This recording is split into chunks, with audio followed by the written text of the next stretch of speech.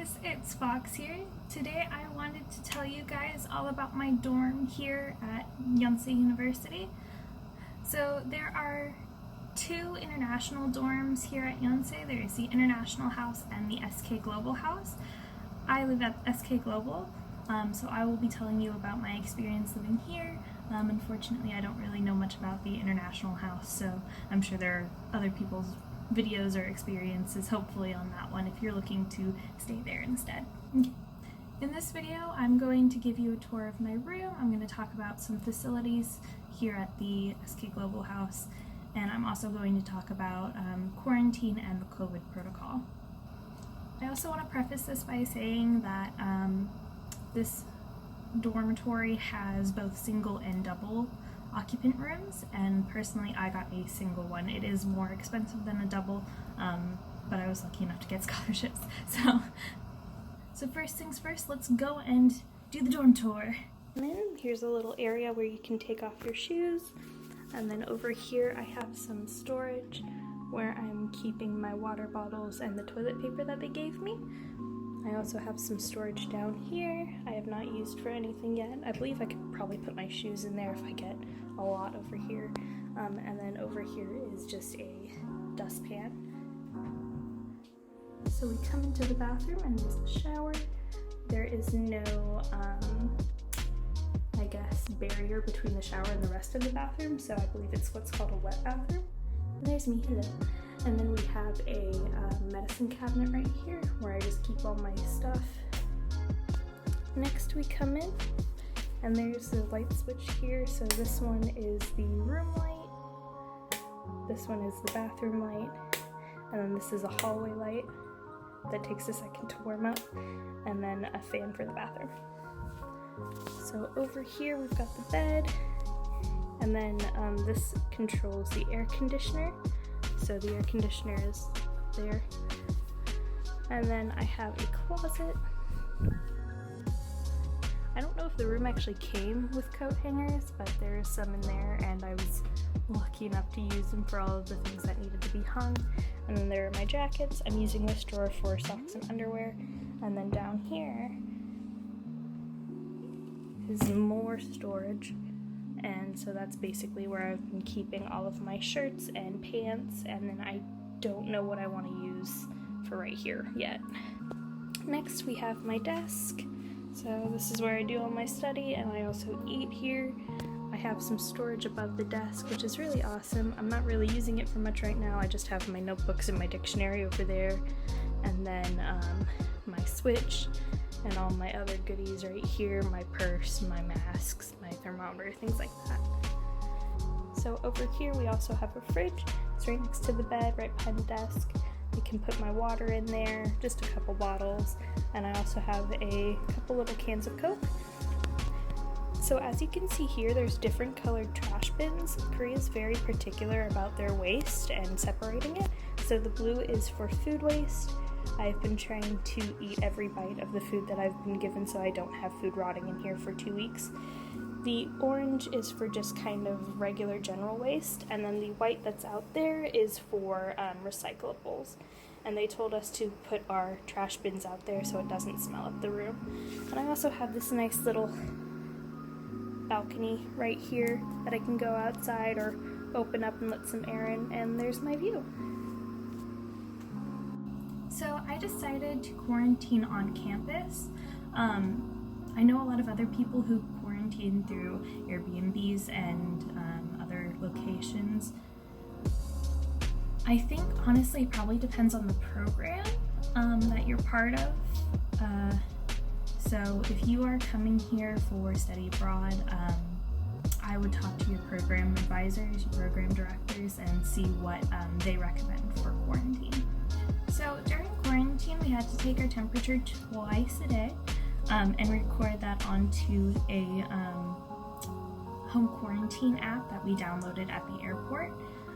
But yeah, basically you put in your temperature morning and night, and just any symptoms that you might be having.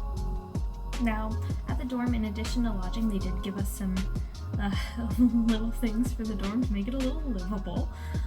So they gave us water, toilet paper. They also gave us a thermometer. They gave us some tissues, also some wet wipes, hand sanitizer, soap, laundry detergent, kitchen detergent, reusable spoons and chopsticks, and then a reusable cup as well. If we required any more items, they gave us this little plastic bag. It had our room and name, and basically you would put your shopping list in here and your money, and leave it out. So there was a basket out in front of the doors. You would leave it out in that basket, and the RAs, who are available 24 hours through the Cacao Talk channel, would come by and collect your payment and deliver your goods to you. They also delivered our meals. So for the meals, there are restaurants in the dorm, and basically you would go onto their website a day in advance and order the meal that you want. And again, the RAs would come up and deliver your food at certain times of the day. So there was a morning breakfast delivery, midday lunch delivery, and then around 6, 7 there was a dinner delivery. So I mainly ate through the dorms, but if you don't have that option available to you, there is an app/website called Shuttle Delivery, and that is really cool because it actually accepts like PayPal and foreign cards. So if you don't have like a Korean bank set up yet, then you can go ahead and use that website. In regards to facilities on this dorm, like I said earlier, there are restaurants here. There's also a little cafe. There's a convenience store and a SIM card store. So, whenever you're here and you need your Korean number, you're able to get one there. There's also a laundry, a communal kitchen, a gym, a music room, and each floor also has a smaller kitchen, which only really carries a microwave, and also a study room. However, because of COVID protocols, the gym and the music room you have to reserve about a week, I believe, in advance, and there's only like one person allowed at a time. For the communal kitchen, the study room, and the little mini kitchen on each floor, those are all available only at certain times of day, like 9 a.m. to 9 p.m. So they basically just want to limit the time that we're using it. Those aren't 24 hours, but the laundry is 24 hours, and I know that because one day I did my laundry a little too late and I was there until 3 a.m. In regards to COVID protocol, we're required to wear masks every time we leave our room, basically just any common space that we're going to be in, the elevators, the lobby, anywhere basically outside of our room, we have to wear our masks. We also do have to do a daily health check-in. Basically, we put in our room number, our name, temperature, and just any symptoms we might be having that day, but we have to do that every day, it's required. There's also a little scanner in the lobby as soon as we, use our key cards to get in. But basically that checks your temperature, and you're required to use that every time you come in. Also, the dorm no longer allows anybody to bring in any outside visitors, just to minimize any sort of outside possible cases, I guess. I also do want to make a point that this is a co-ed dorm. So the first 2 floors are entirely men, and then floors 3 through 7 are entirely female. Men and women are not allowed to go on each other's floor or go in each other's rooms. We're only allowed to really meet in communal spaces, but just in case anybody has a problem with that, like I said, this is a co-ed dorm. The international house, I believe, is entirely women though.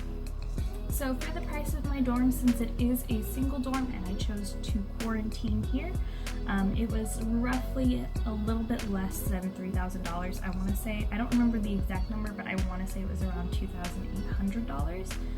So it is slightly more expensive. If you were to get a double room, then it'd be much cheaper. But again, that quarantine fees, that did kind of jack up the price a little bit. So far I like it. I've met a lot of really great people. and I've done some touristy things. I did take videos of my little tourist adventure, so I'm going to be posting those pretty soon. Also, I do want to ask, I went into town the other day and I found this really cool little stationary art store, and I saw some really cool DIY projects.